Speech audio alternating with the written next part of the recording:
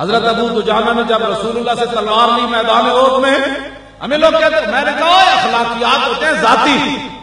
مجھے کوئی گالی دے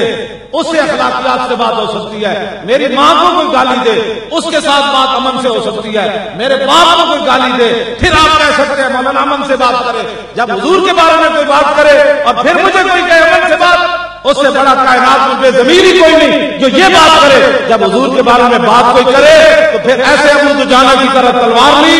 اور پھر ایسے میدان احد کی طرف چلے۔ انا الذی آہدنی خلیلی ونحن بصفق لدى النخیل اللهم الدار فی القیولی اضرب بسیف اللہ والرسول۔ ایسے چلے صحابی، ان کو نہیں پتا تھا تم جب میں اخلاقیات کا درس دیتے ہو، حضور سامنے کھڑے ہیں،